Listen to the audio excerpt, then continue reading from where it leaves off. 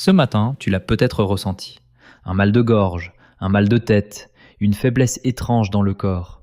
Alors tu as ouvert un placard, pris un petit comprimé, tu l'as avalé avec de l'eau, puis tu as continué ta journée. Tu n'y as probablement même pas pensé. Mais ce minuscule comprimé contient quelque chose que tes ancêtres auraient presque vu comme un miracle. Parce que pendant la plus grande partie de l'histoire humaine, tomber malade n'était pas un simple désagrément. C'était un danger. Une fièvre pouvait te tuer. Une plaie sale pouvait te tuer. Une dent cassée pouvait te tuer. Une simple infection pouvait emporter un enfant avant que personne ne comprenne ce qui venait de se passer. Et pourtant, les humains ont survécu. Pas parce qu'ils avaient des hôpitaux, pas parce qu'ils avaient des antibiotiques, pas parce qu'ils connaissaient les bactéries ou les virus. Ils ont survécu parce que, bien avant la médecine moderne, les humains apprenaient déjà à combattre la maladie. Mais la première médecine n'était pas une plante, c'était le soin. L'une des preuves les plus fortes vient de la grotte de Shanidar, dans le nord de l'Irak. Là-bas, des archéologues ont retrouvé les restes d'un homme de Néandertal qui vivait il y a des dizaines de milliers d'années. Il avait probablement entre 40 et 50 ans, ce qui était déjà âgé pour son époque. Mais son âge n'est pas ce qui a le plus surpris les chercheurs. Son corps était gravement abîmé.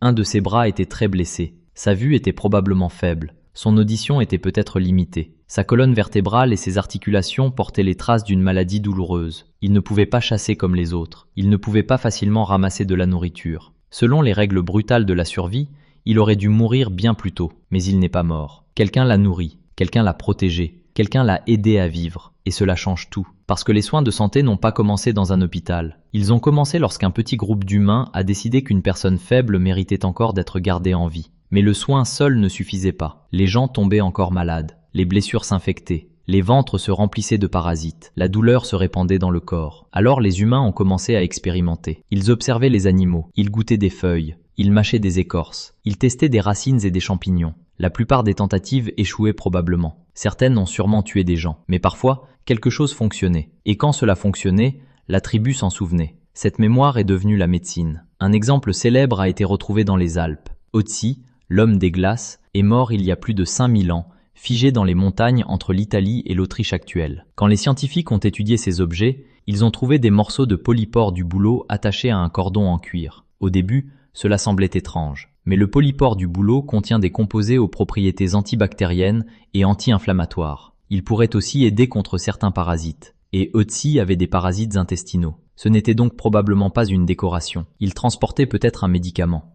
Un homme du monde ancien, marchant dans les montagnes avec une petite pharmacie naturelle sur lui. Mais cette connaissance est encore plus ancienne que Otzi. En étudiant la plaque dentaire ancienne de Néandertaliens, des chercheurs ont trouvé des traces de plantes pauvres en valeurs nutritives, mais liées à des usages médicinaux. Ils ne les mangeaient pas parce qu'elles étaient bonnes. Ils ne les mangeaient pas pour les calories. Ils les mangeaient peut-être parce qu'ils avaient compris que ces plantes changeaient ce que le corps ressentait. Et c'est là que l'histoire devient étrange. Personne ne leur avait donné d'instructions. Il n'y avait pas de livres, pas de médecins, pas d'étiquettes sur des flacons. Seulement des essais, de la douleur, la mort, la mémoire et la survie. Une personne testait une plante et souffrait. Une autre en testait une différente et allait mieux. Un enfant regardait un ancien préparer des feuilles d'une certaine manière. Un avertissement circulait autour du feu. Ne mange pas celle-ci. Utilise celle-là quand le ventre fait mal. Mâche cette écorce quand la douleur arrive. Ce n'était pas de la science moderne, mais c'était de l'observation. Et l'observation répétée pendant des milliers d'années devient une connaissance. Puis il y a eu l'écorce de saule. Pendant des milliers d'années,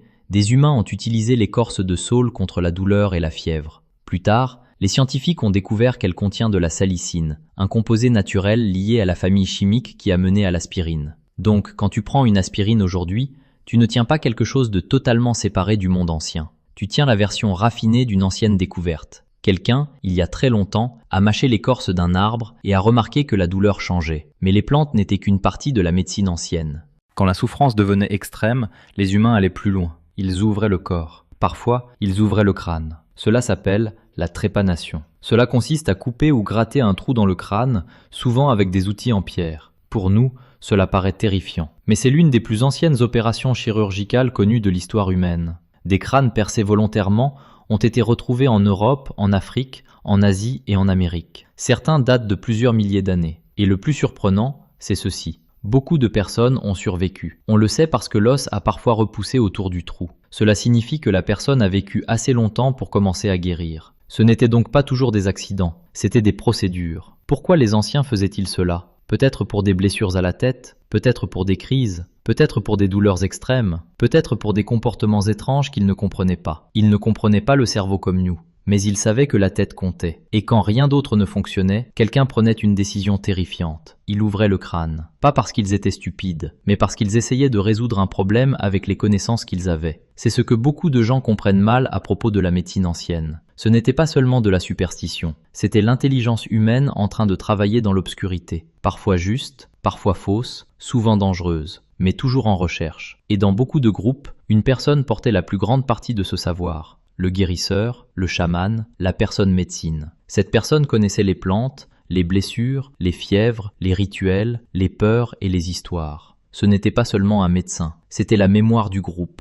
Parce qu'il n'y avait pas de livres médicaux, pas d'instructions écrites, pas d'hôpitaux. La bibliothèque était dans un être humain. Si cette personne mourait, des générations de savoir pouvaient disparaître avec elle. Et puis, il y avait la fièvre. Aujourd'hui, beaucoup de gens paniquent dès que la température monte. Mais la fièvre n'est pas toujours un corps qui se dérègle. C'est souvent un corps qui se bat. Une température plus élevée peut rendre la vie plus difficile à certains agents infectieux et soutenir une partie de la réponse immunitaire. Les humains anciens ne connaissaient pas le mot agent pathogène. Ils ne connaissaient pas les cellules immunitaires, mais ils connaissaient les schémas. Quand quelqu'un brûlait de fièvre, de nombreuses sociétés traditionnelles le gardaient au chaud, le surveillaient, lui donnaient de l'eau quand c'était possible et attendaient. Parfois, elles se trompaient. Parfois, la fièvre devenait mortelle. Mais l'instinct n'était pas vide de sens. Le corps faisait quelque chose. Et les humains ont lentement appris que tous les symptômes n'étaient pas forcément l'ennemi. Parfois, le symptôme était la bataille. Mais le prix de cet apprentissage était terrible. Pendant presque toute l'histoire, les enfants mouraient dans des proportions difficiles à imaginer aujourd'hui. Infections, parasites, eau contaminée, accouchements, blessures et maladies ordinaires tuaient sans cesse. Une petite coupure pouvait devenir rouge, gonflée, brûlante, puis mortelle. Personne n'avait d'antibiotiques dans un placard. Chaque survie comptait donc énormément. Et l'espèce a continué parce que les humains se souvenaient. Quels champignons transporter, quelle écorce mâcher, quelle plaie nettoyer, quel malade garder au chaud, quel ancien connaissait le remède, quelle erreur avait déjà tué quelqu'un. Voilà ce qu'était la médecine avant de devenir une science, une mémoire. Quelqu'un tombe malade, quelqu'un tente quelque chose. La plupart des choses échouent. Une chose aide, le groupe s'en souvient. Et le savoir vit plus longtemps que la personne qui l'a découvert. La prochaine fois que tu avaleras un comprimé, souviens-toi de ce que tu tiens, pas seulement de la chimie, pas seulement un produit sorti d'une usine. Tu tiens la fin d'une ligne qui remonte jusqu'aux grottes, au feu, aux forêts, aux blessures, à la peur et à la survie. Une ligne qui passe par le néandertalien blessé qui n'aurait pas dû vivre, par l'homme gelé qui transportait des champignons dans les Alpes, par la première personne qui a mâché de l'écorce de saule et a senti la douleur s'effacer. Nous n'avons pas inventé la médecine en un seul moment. Nous en avons hérité, du soin, des erreurs, de la mémoire, et d'un humain qui marche vers un autre humain qui souffre au lieu de s'éloigner.